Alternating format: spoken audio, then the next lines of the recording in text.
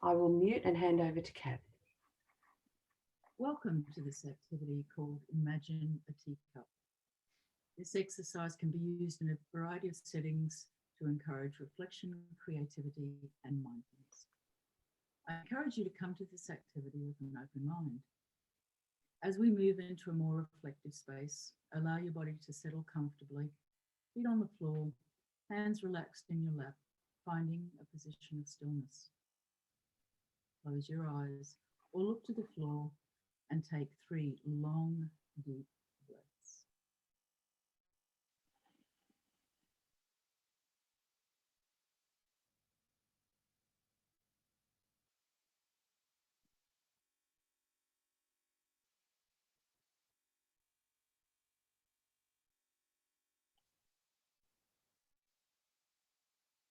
Imagine a cup and saucer.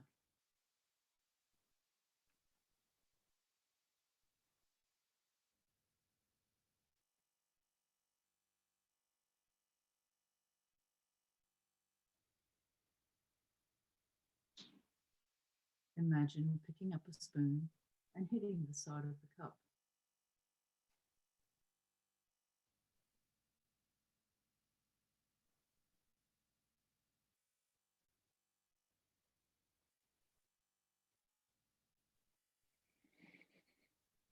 Imagine balancing the spoon across the cup.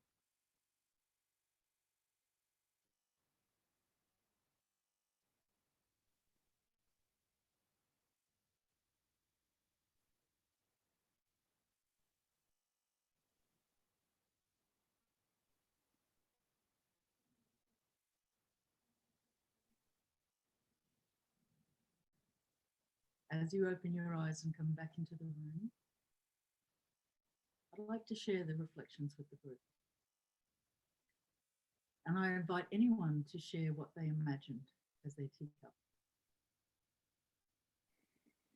Well, mine was very fine porcelain with just a little tracery of blue flowers around the top and around the edge of the saucer.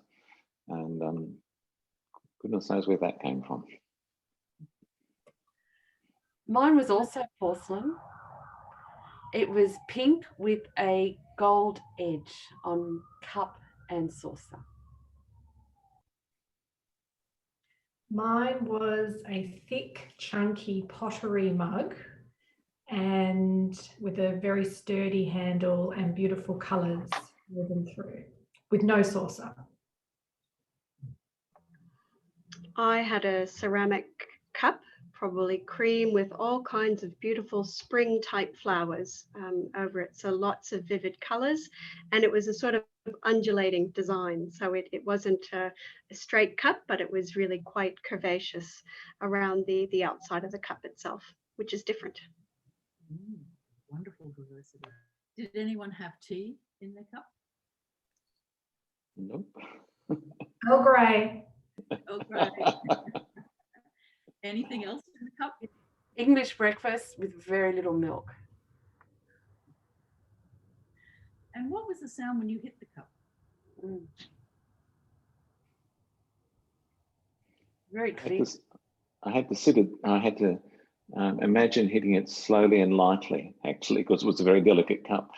So I was sort of sitting there with the imagined spoon in my hand, as it were, and not quite tapping it because I had to think, how will I tap this thing?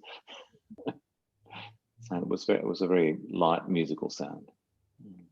Mine was quite a dull sound because my spoon was wooden, and yeah, so it didn't really make a bit of a thud, I guess.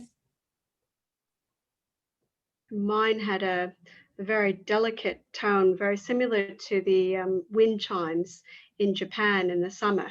They're called furin, and they're just a very sort of nice ringing, high-pitched sound when the paper blows in the wind. And so it was a sustained sound. And how did we balance the spoon across the cup? Facing down. I was facing up. Across the middle, to the side? How did you position it? Mine was facing down and across the middle. Yeah, mine was exactly in the middle. I can see it so clearly. Mine was actually on the side, and I suppose it stayed on its side because of the shape of the cup having the undulation. So it actually acted as a bit of a resting place for the spoon. That's wonderful. So we can see how many different perspectives there are when we come to this activity. There, for further details, if you want to look at the activity in more, sorry, that just messed it all up. This activity can be found in our guide. And if you would like to provide some further feedback for this activity or any of the other resources, you can do it through this email address. And we'd like to thank you for joining us.